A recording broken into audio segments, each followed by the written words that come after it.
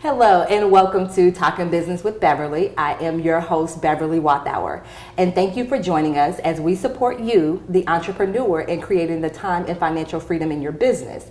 And so we do this by not only addressing your business needs, but also your physical, mental, emotional, spiritual, financial, and relationship needs as well. And so now join me in welcoming Tesa Colvin to the show. How are you, Tesa? I'm good. I'm so glad to be here. I'm good. Awesome. And so Tesa, she's a book coach, she's a publishing consultant, all this awesome stuff. And so as entrepreneurs, we're going to really delve into the importance of writing your book and how you can actually use that to position yourself as an expert. And so Tesa, before we actually dive into the heart of this conversation, I love to play this game with my guests where I ask them 3 random questions. So Tesa, Okay. Are you game to play the game? I'm ready. Let's do it. Okay, so Tesa, what is your favorite vacation spot? My favorite is actually Atlanta. Love it. Why not? And then, let's see. When you were a kid, what did you want to be when you grew up? I wanted to be a doctor and a lawyer. Both just at the same time. Just at the same time. We're gonna Just in case. Claire and Bill Cosby. Just At the Huxtable, same time. just the Huxtables all at one time. At Okay. the same time, Love though. it. And then my last question for you: what's one movie that you can watch over and over and over again? Love Jones. Do I confess? I just saw that for the first time like 2 years ago. Don't do that. Don't judge me. Do not judge me. Get my Thank face you. together. Do not judge me. So yes, let's go ahead now and dive into this conversation. So Tesa, tell our viewers just a little bit about what you do. Okay, so it's very, very simple. I take the stress out of book writing. It's very important for people to understand that your story is powerful. It saves lives every single day. Everything that you've gone through, everything that you've experienced, it's for a reason. It's not a mistake. And so you've already survived the hard part, overcome the challenges, overcome the issues. Writing your book should not be hard. So that's what I do, and essentially making sure that messages get to the masses. Oh, I love it. Messages to the masses. And so what made you start, as a book coach? I actually started out business coaching. And I was doing business coaching before I even knew that was a thing. Mm-hmm. I was like, that's a thing. And so I was writing fiction, and I was working with an editor who worked with the big houses. We won't name names and all of that. No, don't do that. But she was like, oh, your writing is phenomenal. I love the stories. I love the characters. I'm invested. But, it was the but. You will never be published unless you learn to write to formula. I didn't know what that meant, but she got me together. She said, you got to learn to write about vampires and werewolves and love triangles, and that's really not me. That wasn't my thing. And so right in that moment, I had a decision to make. Is this going to be where my talent and my skills and my passion dies, or am I going to do something different? So I did something different, and I went all in. In 6 years, I wrote 19 books to learn the publishing process. And when I came out on the other side, I decided I didn't want anybody else to have to write to formula.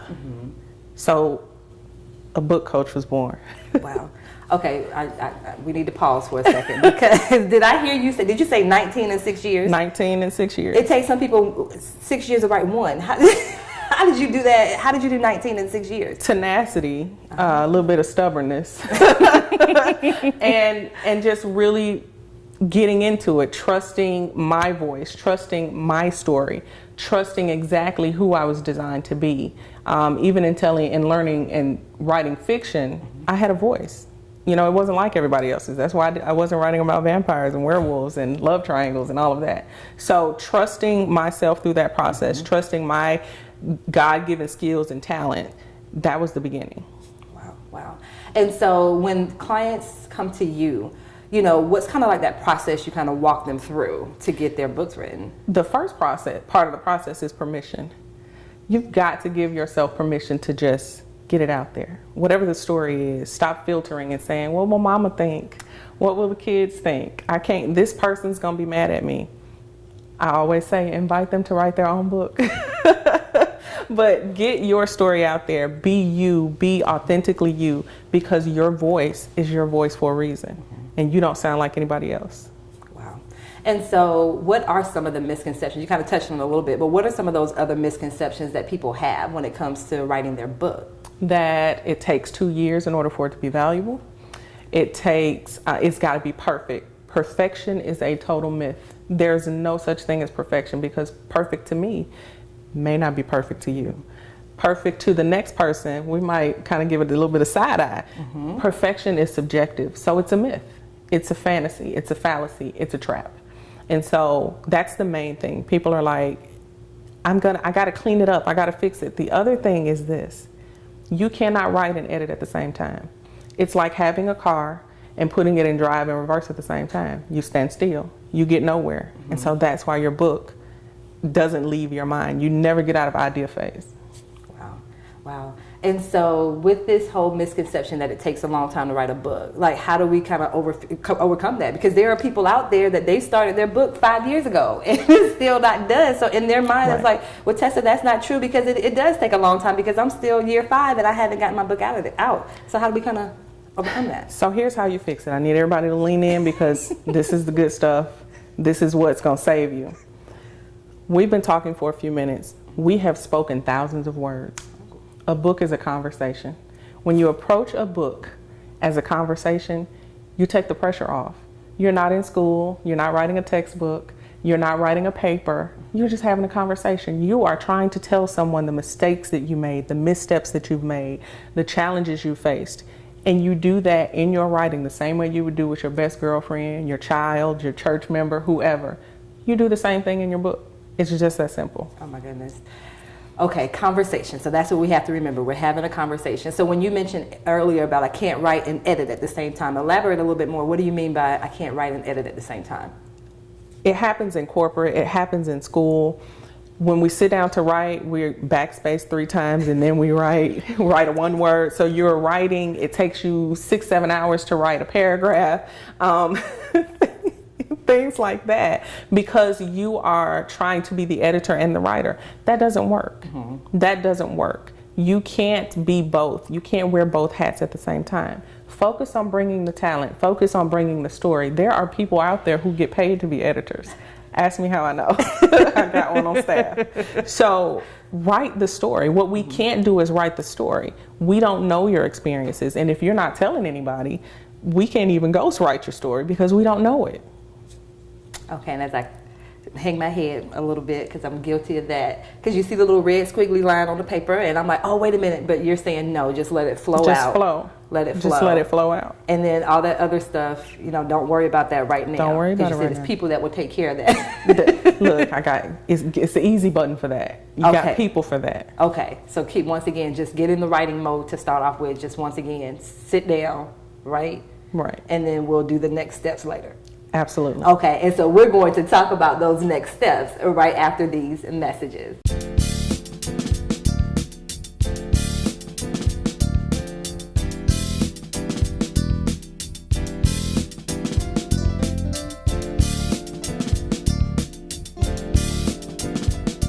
Hello and welcome back to Talking Business with Beverly. I am your host, Beverly Walthour. And so we've been having an amazing conversation with Tesa Colvin. She is, and what's your official title? Because I would say a book coach, but no, I do more than just that. So what's the official title, Ms. Tesa? I am a publishing consultant. Publishing consultant. Okay, so what does that mean? It means we don't just write it. We position it. We get it published in the market so that the people who need it the most can find it.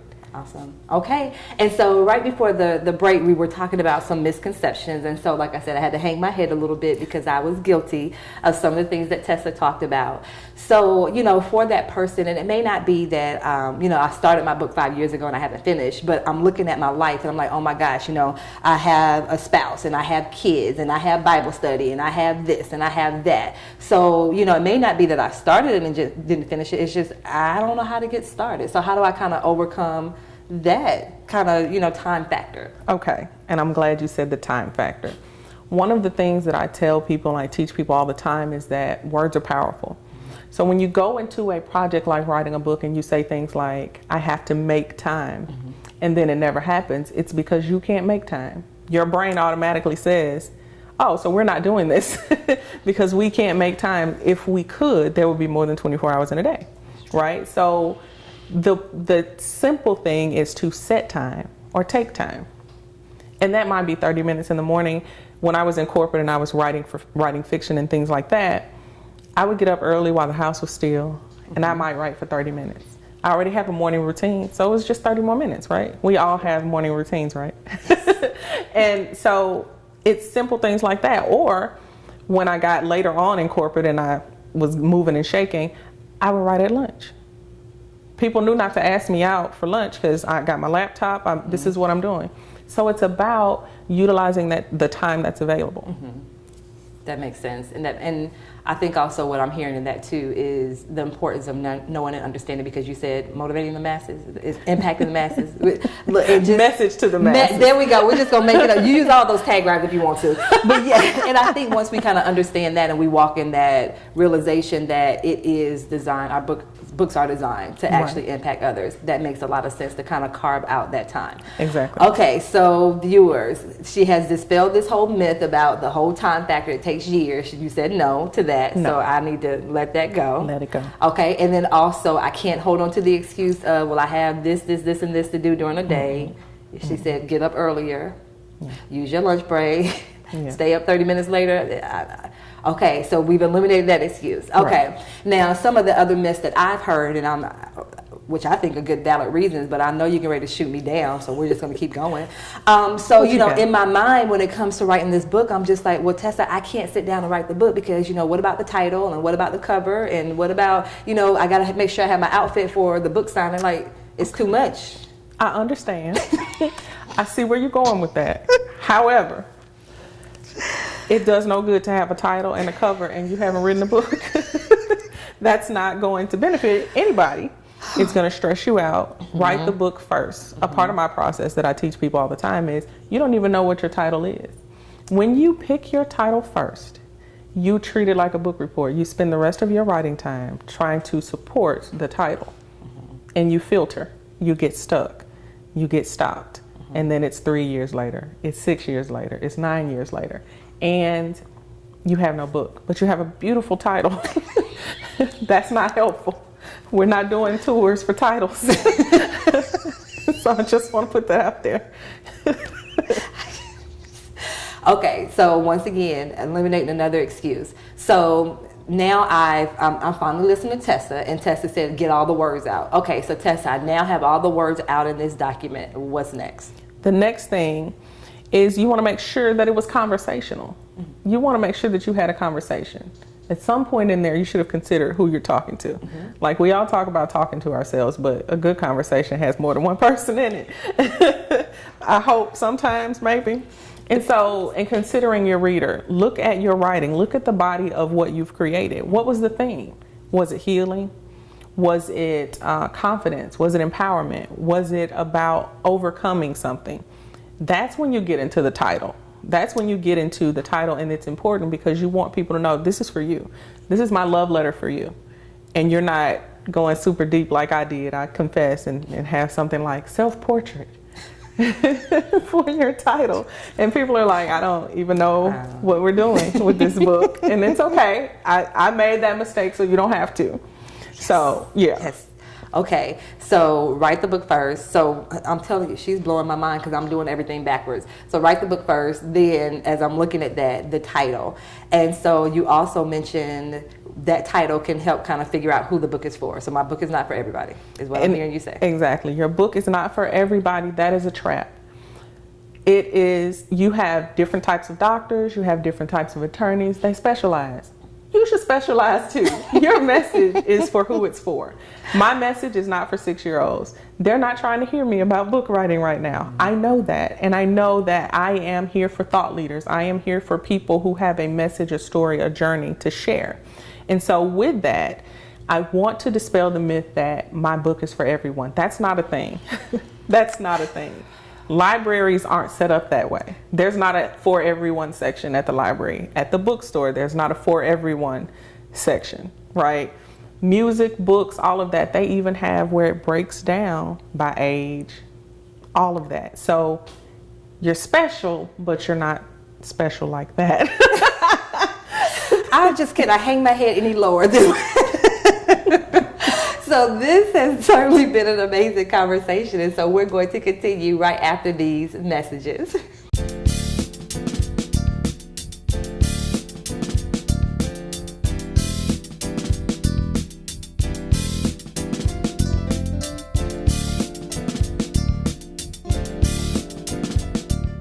Hello and welcome back to Talking Business with Beverly. I am your host, Beverly Walthour. And so we've been speaking with Tesa Colvin. She really has me stuttering right now because she has just everything that I've been doing with this so-called book. She's just breaking it apart like, no, Bev, that's not how this works. That's not how any of this works. So Tesa is a publishing consultant. And so Tesa, you were kind of speaking before the break about, write the book, get the title. Okay, so now the book is written. I have this title. I realize now that my book is not for everyone. Like, what's the next step? The next step is getting it to the people who need it the most. You've already said it's not for everyone, and that's great. Mm-hmm. So whoever it's for, how do they know? How do they know it's out there? You get in the spaces and the places where they are. And this should be not just pulling something off the top of my head and say, I think women between the age of this and that. This is knowing who needs your book. It's probably going to be you, whoever you were at some point in your journey. And where are they? Are they hanging out at focus groups? Are they hanging out at networking events? Is there a support group? Is there a Facebook group or anything like that where you can get in their presence and let them know, I have this thing, this love letter I've written just for you. And it's to help you overcome whatever the thing is. Get in their presence. What if there's radio shows, TV shows? Start talking about it. And here's a trick. Here's an extra special thing is that you don't have to wait till you have the book in hand. Your message is your message.